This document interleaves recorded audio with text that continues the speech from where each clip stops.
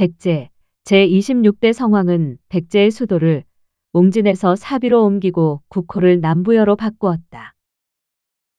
사비는 당과 신라의 공격으로 백제가 멸망할 때까지 마지막 도읍지였던 곳이다. 그러나 안타깝게도 사비라는 지명은 오늘날의 지도에서는 확인할 수 없다. 사비는 사방이 물로 둘러싸인 고을이라는 뜻을 지닌다.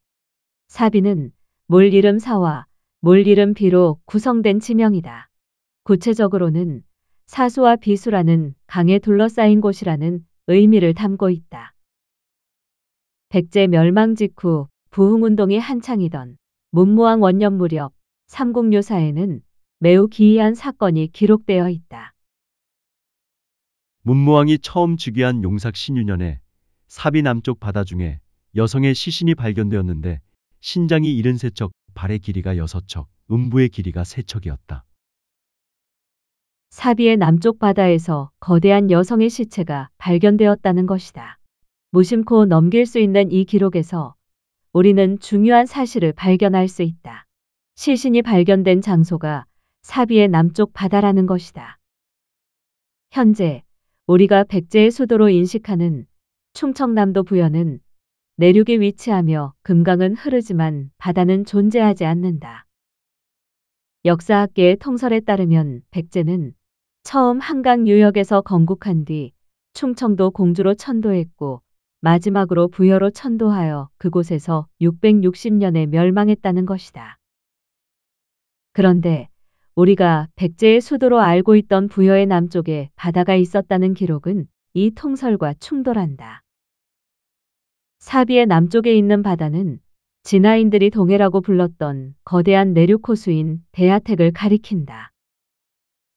오늘날 대부분 메말랐으나 아직도 동평호와 남양호, 독산호, 소양호, 미산호 등 일부 호수들이 그 흔적을 남기고 있다. 더욱 흥미로운 사실은 이 대하택이 고대에는 발해라는 지명으로 불렸다는 사실이다. 즉 고대의 발해는 지금처럼 산동반도 북쪽 바다를 지칭했던 것이 아니고 진화의 내륙에 있던 거대 호수였다. 이 대하택으로 유입되는 하천 중에 사수와 백마하가 있다. 사수는 사수연 배미산에서 나와 곡부시를 지나 남양으로 흘러든 뒤 다시 동남쪽으로 흘러 회수에 합류하는 강이다. 백마하는 산동성 제녕시 추성현을 지나 사수와 합류하여 남양으로 들어가는 강이다. 현재는 물길이 변하여 각각 분리되어 흐르고 있다. 이 백마하가 기록 속의 백마강일 가능성이 크다. 660년 당나라는 소정방을 신구도 행군대 총관으로 신라 김인문을 부대 총관으로 임명하여 13만 대군을 동원했다. 동시에 신라왕 김춘추를 우의도 행군 총관으로 임명했다. 군사 직책에 붙는 지명은 통상 정벌할 대상의 지역명을 붙이는데 우의도 행군 총관이란 우의 방면으로 가는 군사를 통솔하는 장군이란 뜻이다. 우의는 곧 산동 지역을 가리킨다. 즉 당나라는 산동성에 있는 백제를 정벌하러 간 것이다. 삼국사기 무열왕 조에는 660년 5월 26일 김춘추가 군사를 이끌고 수도를 출발하여 6월 18일에 남천정에 도착했다고 기록되어 있다. 남천정은 현재의 통설에 따르면 경기도 이천에 있던 곳이다. 여름 5월 26일에 태종무열왕이 유신, 진주, 천존 등과 함께 군사를 거느리고 서울에서 출발하였다. 6월 18일에 왕이 남천정에 이르렀다.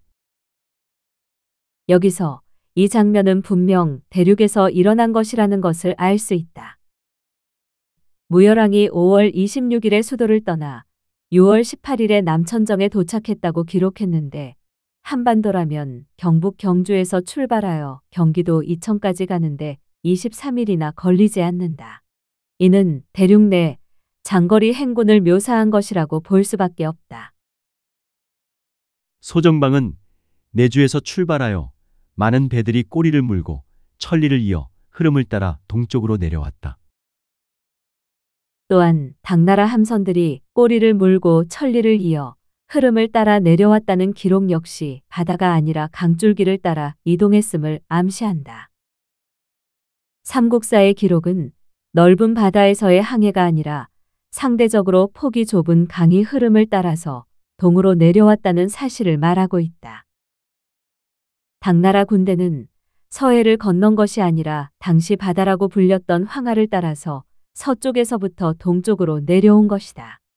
그리고 마침내 당시 진화인들이 동해라고 불렀던 대하택에 진입했고 그 바다를 통해 백제를 공격했다. 산동은 지금의 산동반도가 아니라 태행산맥 동쪽을 일컫는 말이다. 진화인들은 원래의 산동과 청주를 지금의 산동성 지역으로 옮겨놓고 원래의 태행산맥 동쪽에서 활동한 그들의 역사를 지금의 산동성으로 옮겨놓았다. 즉, 역사의 태동기부터 산동성 전체를 원래부터 화하족이 차지하고 있었던 것처럼 역사를 왜곡한 것이다. 이에 따라 본래 내륙에 있던 동래, 등주, 내주의 지명을 산동반도로 옮겨놓았다. 여러 사서에 기록된 백제의 지명이 부여와 공주에는 하나도 남아있지 않다. 그런데 대륙에는 성문, 평원, 황산, 대산, 재성, 동명, 백마하, 항성 등 백제국의 지명이 존재한다. 특히 산동성에는 백마하뿐만 아니라 계백장군의 황산벌 전투를 나타내는 황산이 있다. 백제의 오도독부인 동명과 덕안이란 지명조차 그대로 남아있다. 황산은 백제의 수도였던 사비성으로 가는 길목이다. 기록상 황산은 신라와 백제의 도성 사이에 위치해야 하며 도성과 무척 가까운 곳에 있어야 한다. 우리나라 역사학계는 황산벌을 충청남도 논산시로 추정하고 있다.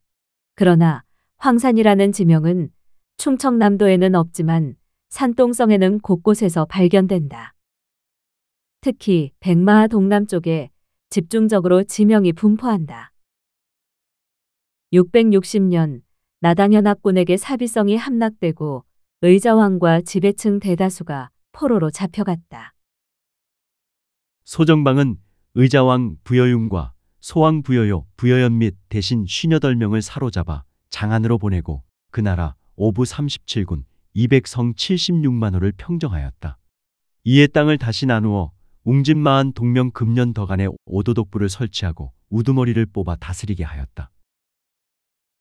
신당서에 따르면 백제는 멸망 당시 오부 37군 200성 76만 호가 있었고 당나라는 백제 영토를 나누어 웅진, 마한, 동명, 금년, 덕안에 5 도독부를 두었다. 덕안은 양자강 이남인 강서성에 있고 나머지는 산동성과 산동성 주변에 있는 지명이다. 한 호를 4명 정도로 계산한다면 패망 당시의 백제 인구는 300만이 넘는 대국이었다. 그러나 800년 후 세종 시기의 충청도와 전라도 인구는 합쳐서 19만 5천여 명에 불과했다. 충청도 호구수는 2만 4,170호요. 인구가 10만 790명이다. 전라도 호구수는 2만 4,073호요. 인구는 9만 4,248명이다. 백제의 인구가 800년 후의 조선시대 충청, 전라의 인구보다 15배 더 많은 것으로 확인된다. 같은 지역이라면 이렇게 인구가 급감할 수는 없다. 조선 전체 인구도 16세기에 약 300만 명 수준이었다.